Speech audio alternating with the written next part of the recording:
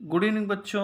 आज हम लोग पढ़ेंगे ऐसे सर्किट्स जिसमें इंडक्टेंस भी लगा हो और रेजिस्टेंस भी लगा हो। तो सॉरी, इंडक्टेंस भी लगा हो और कैपेसिटेंस भी लगा हो, दो लगे हों, यानी एल लगा हो और सी लगा हो। तो देखिए ऐसे सर्किट्स में हम लोग कैसे देखेंगे कि क्या उसका बिहेवियर होता है।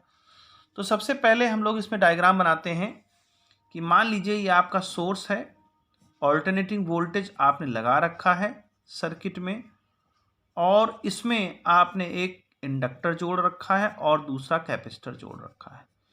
तो जो वोल्टेज यहाँ खर्च होगा वो दोनों में लगेगा, इसको VL के फॉर्म में मिलेगा और इसको VC के फॉर्म में मिलेगा। अब हम अलग अलग बात करेंगे। अगर L लगा होता है तो हम जानते हैं करंट, देखिए करंट को तो हमने एक्स एक्सिस में बनाया, तो L लगा होता है तो वोल्टेज क्या होता है, L के रिस्पेक्ट में लीड करता है 90 डिग्री, ये मालूम है हम लोगों को। और जो इसमें वोल्टेज खर्च होता है कैपेसिटर में, वो लैग करता है। तो ओवरऑल वोल्टेज हमारे पास क्या आ गया, VL और VC।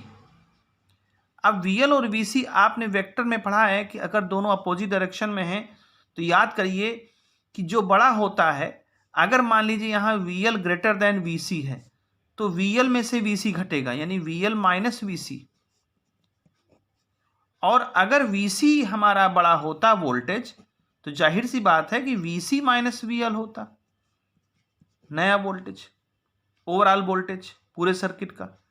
तो अगर हम थोड़ी देर के लिए मान लें कि VL अगर VC से बड़ा है तो इसका जो नेट वेक्टर आएगा वो इस डायरेक्शन में आएगा, क्योंकि VL की ही डायरेक्शन में आएगा, क्योंकि VL बड़ा है, VL की वैल्यू ज़्यादा बड़ी है तो इस डायरेक्शन में आएगा। अगर ये बड़ी वैल्यू होती तो नीचे डायरेक्शन में आता। मान लीजिए ये बड़ा है तो नेट वोल्टेज हमारा क्या होता है, V is equal to VL minus VC।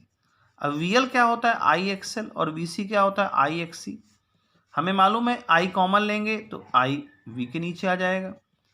अब फिर से आपको मालूम है कि V अपॉन I पूरे सर्किट का रेजिस्टेंस, और पूरे सर्किट के रेजिस्टेंस को हम लोग क्या बोलते हैं, Z। तो Z क्या हो जाएगा यहाँ, XL माइनस XC।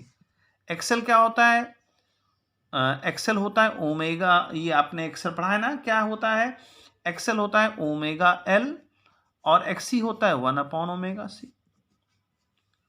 ठीक है, तो ये हमारी वैल्यू आ गई।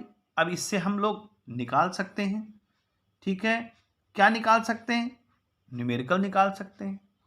फिर आता है कंडीशन कि क्यों ना अगर XL और XC आपस में इक्वल होते वैल्यू में, अगर हम ये कहें कि if XL is equal to XC, तो जब XL XC के बराबर हो जाएगा तो उस वक्त Z की वैल्यू क्या होगी, 0, क्योंकि दोनों कैंसिल हो जाएंगे।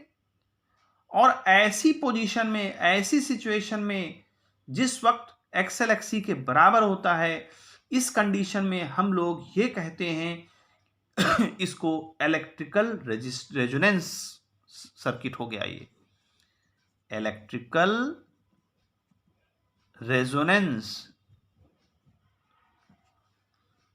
यानी उस वक्त जो हमारा करंट है वो करंट की मैग्नीट्यूड इन्फिनाइट हो जाएगी। यानी कि जब रेजिस्टेंस, खुद बताइए, जब आप रेजिस्टेंस हाई नहीं है सर्किट में, भाई हमारी करंट को कौन रोकता है, रेजिस्टेंस, इंपीडेंस।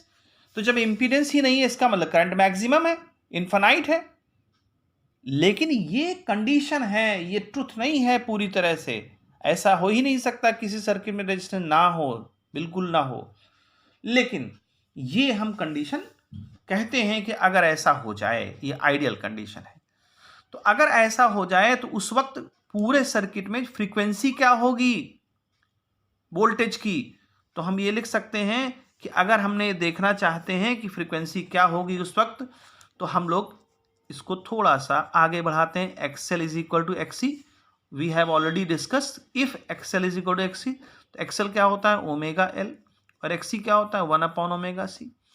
अब ओमेगा इधर आ जाएगा तो ओमेगा स्क्वायर हो जाएगा LC। अब देखिए यहाँ पर ओमेगा को हम लोग हटा दें और यहाँ स्क्वायर रूट लगा दें। ओमेगा को क्या लिख सकते हैं, 2πf, ये आपको मालूम है। तो हमारी वैल्यू क्या हो जाएगी, f is equal to 1/2π√LC। इसको बच्चों क्या कहते हैं, इसको रेजोनेंट फ्रीक्वेंसी कहते हैं, कि पूछा जाता है कभी कभार। तो this is called resonant frequency of circuit. तो उम्मीद है ये बात समझ में आई होगी। नेक्स्ट वीडियो में हम और सर्किट्स के बारे में बात करेंगे।